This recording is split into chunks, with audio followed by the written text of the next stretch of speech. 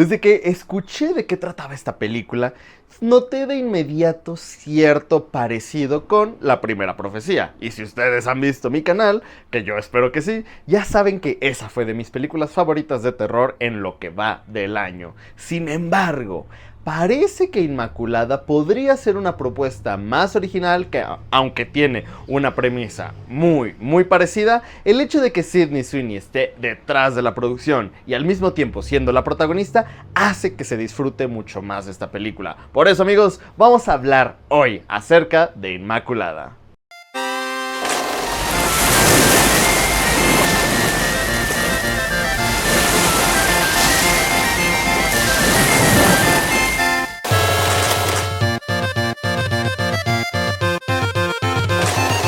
Bien, pues se acaba de estrenar esta gran película de la que ya se había hablado mucho, principalmente por la historia detrás de la producción, ya que Sydney Sweeney se interesó desde que se enteró del cortometraje y quiso producirla, pero pasaron años porque la película no podía ser financiada hasta que ella puso de su dinero para formar parte de la producción. Entonces, ahora que es la protagonista de esta misma película, decidió estar a cargo. Pero bueno, ¿de qué trata Inmaculada? Es acerca de una monja que llega a Italia para, pues, estar en ese convento porque en el convento donde ella estaba cerró. Sin embargo, se entera de algo y es que está embarazada de lo que podría ser el hijo o del anticristo o el futuro salvador del mundo. A partir de ahí inicia toda esta historia. Y como ya dije, hay ciertos paralelismos con La Primera Profecía. Sin embargo, estas dos películas tienen algo muy distinto. Si bien La Primera Profecía se enfocaba más en la protagonista sin saber qué era lo que ocurría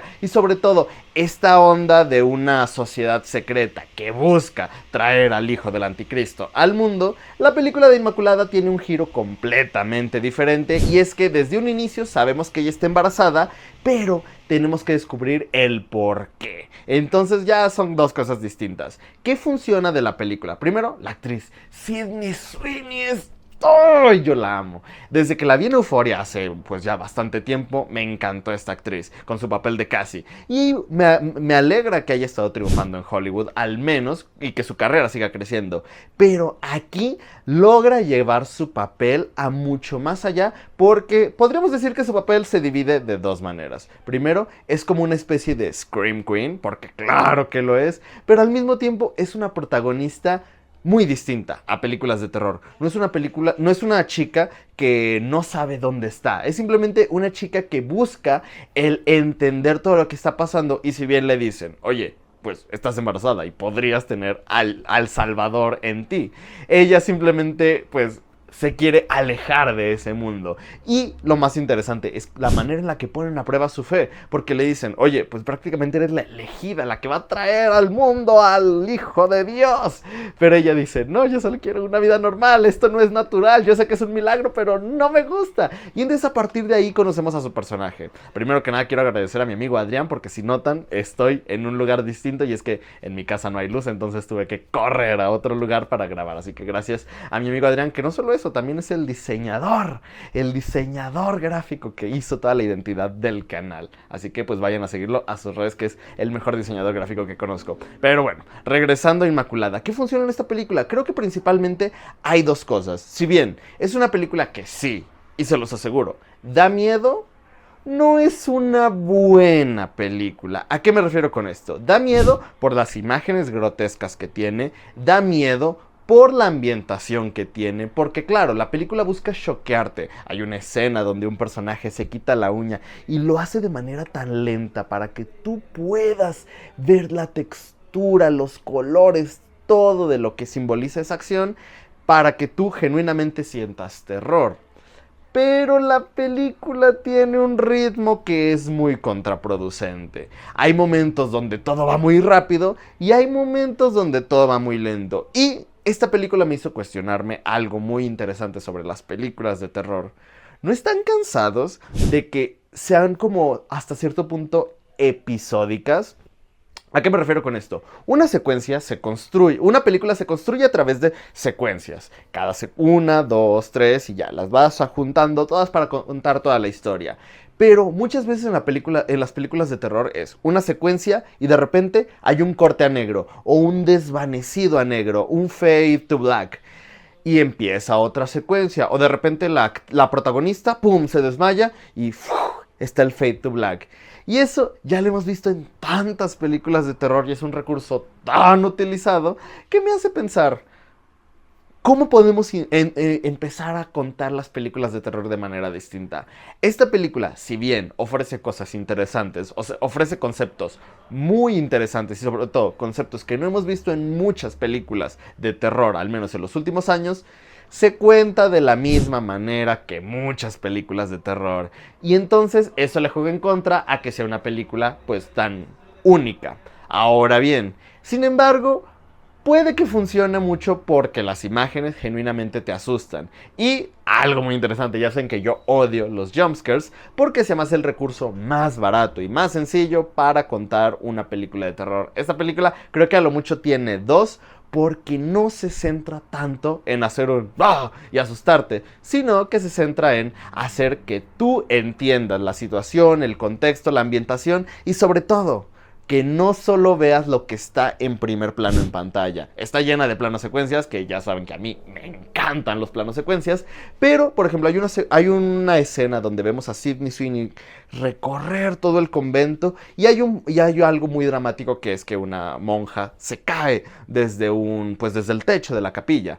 Pero eso ocurre súper lejos y si bien entiendes qué pasa y la película se asegura de que tú veas qué pasa, me gusta que utilicen el recurso de que no muestran el accidente, si es que fue un accidente, en primer plano, para que tú estés siempre viendo lo que está en primero, en segundo o hasta en tercer plano. Pero también hay otra cosa, y es ese plano, esa secuencia final, donde Sydney Sweeney finalmente escapa no les voy a decir cómo, pero la cámara solo la sigue a ella, vemos un extreme close-up de su rostro, ella grita, ella explota todos sus dotes actorales y finalmente todo culmina con ella. No les voy a decir cómo, pero esa secuencia final con la que termina la película vale totalmente la pena, principalmente por uno, ver la gran actriz que es Sydney Sweeney, pero sobre todo porque termina la película en un punto muy alto. Y pues ya hablé de lo bueno, ya hablé de lo malo, pero hay otro punto que le juega en contra, y es que ya estamos cansados de estas películas de terror y cómo se resuelven, con un personaje encima del otro peleando, viendo quién puede, si gana el bien, el mal, el bueno o el malo, bla, bla, bla. Y de repente la protagonista está a la merced del villano y de repente, ojo, esta secuencia final, esta pelea final ocurre en un túnel lleno entre la tierra. Y de repente saca un clavo y ¡puf!, se lo clava al villano. Yo sé que son spoilers, pero pues es una película de terror, todo el mundo sabe cómo termina. Pero bueno, mata al villano, le clava un clavo enorme y es como, ¿cuántas veces hemos visto eso? Al villano encima de la protagonista, ella no puede hacer, pero de repente, su mano mágicamente alcanza algo y ¡puf!, y ya.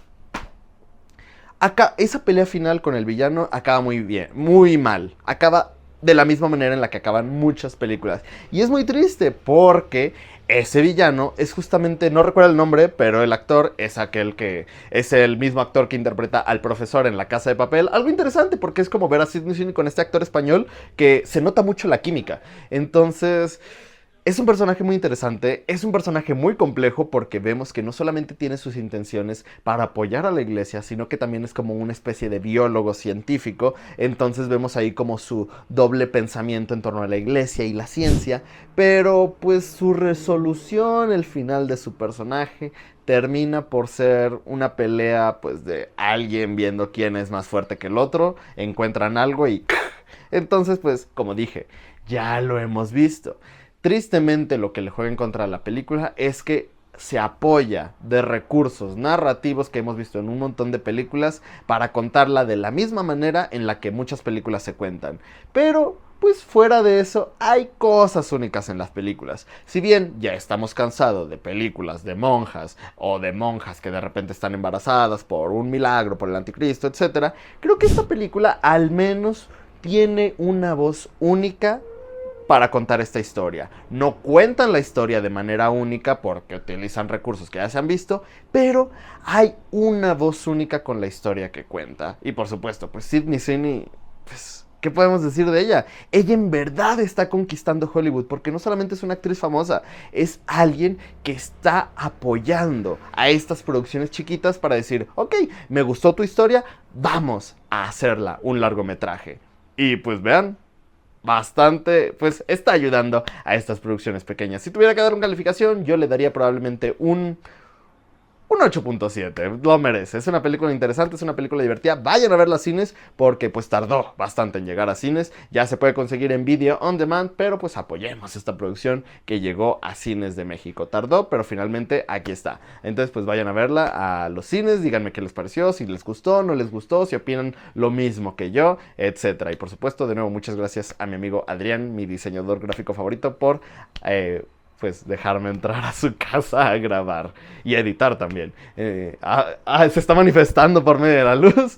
Es un ente en este canal. Pero bueno, muchas gracias y yo soy Alan Juvenal, esto es Cine Galeón y no olvides ir al cine.